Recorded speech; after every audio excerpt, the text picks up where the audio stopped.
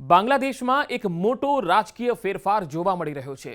BNP એટલે કે Bangladesh nationalist પાર્ટીએ દેશમાં ગુરુવારે યોજાયેલી સામાન્ય ચૂંટણીમાં પ્રચંડ બહુમતી સાથે જીત મેળવી છે। આ સાથે જ કાર્યવાહક સરકાર હેઠળ 18 મહિનાના અસ્થાયી શાસનનો અંત આવશે। વિદ્યાર્થીઓના નેતૃત્વમાં ઓગસ્ટ 2024માં થયેલા વિરોધ પ્રદર્શન પછી આ બાંગ્લાદેશમાં પહેલી સંસદીય ચૂંટણી છે। આ પ્રદર્શનને કારણે પૂર્વ પ્રધાનમંત્રી શેખ હસીનાએ સત્તા છોડવી પડી હતી। બીએનપીના ચેરમેન અને પૂર્વ પ્રધાનમંત્રી ખાલિદા જિયાના પુત્ર તારિક રહેમાનના બાંગ્લાદેશના આગામી પ્રધાનમંત્રી બનવાનું લગભગ નિશ્ચિત છે।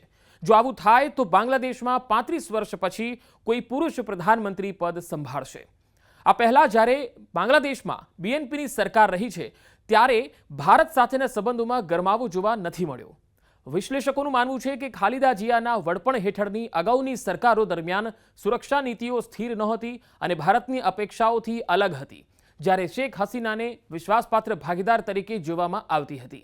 જો કે પ્રધાનમંત્રી નરેન્દ્ર મોદીએ ચૂંટણીમાં બીએનપીની નિર્ણાયક જીત પર તારિક રહેમાનને અભિનંદન આપ્યા છે, જેને વ્યવહારુ પગલાં તરીકે જોવામાં આવી રહ્યું છે।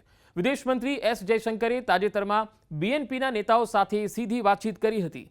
વિશ્લેષકો કહે છે કે નવી બીએનપી સરકાર ચીન અને ભારત બંને સાથે નજીકના સંબંધો જાળવી રાખશે। તેમને આશા છે કે બાંગ્લાદેશના નિર્માણમાં ભારતની ભૂમિકાને નવી સરકાર ભૂલશે નહીં।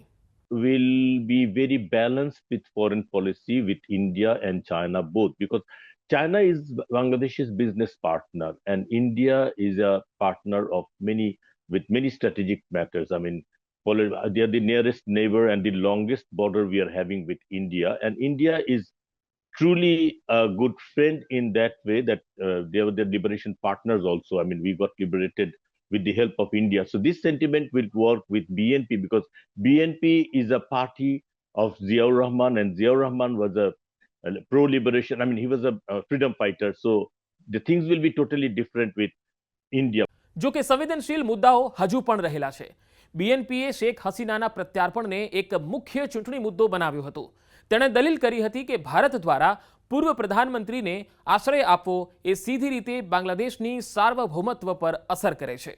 સાથે જ તેણે ભારત સાથે જોડાયેલી સરહદ પર થતી કથિત હત્યાઓને રોકવા અને તીસ્તા સહિત સહિયારી નદીઓના પાણીના ન્યાયી વિભાજનની માંગ પણ કરી છે।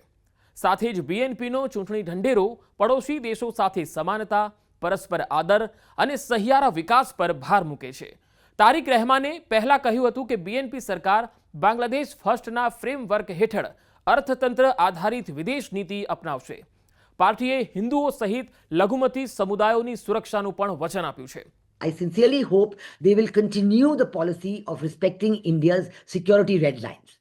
This for India is going to be a prime objective, a prime purpose, a prime indicator of the future of good relations between India and Bangladesh under Prime Minister Tariq Rahman. And I think that this is the first indication that should be given, because we want India and Bangladesh to have a good relationship, a strong relationship, upward trajectory. Secondly, between Bangladesh and India, a very strong modus of economic cooperation, mutually beneficial economic cooperation was built up. And we saw that under this cooperation, Bangladesh got 6 to 7% annual rate of growth. વિશ્લેષકોનો અંદાજ છે કે BNP બાંગ્લાદેશની વિદેશી ભાગીદારીઓને વિવિધતાપૂર્ણ બનાવવાનો પ્રયાસ કરી શકે છે, જેનાથી ચીન અને પાકિસ્તાન બંને સાથે સંબંધો મજબૂત થઈ શકે છે। નવી સરકાર હેઠળ ભારત બાંગ્લાદેશ સંબંધો કેવી રીતે વિકસે છે તેના પર નિરીક્ષકો બારીકાઈથી નજર રાખશે।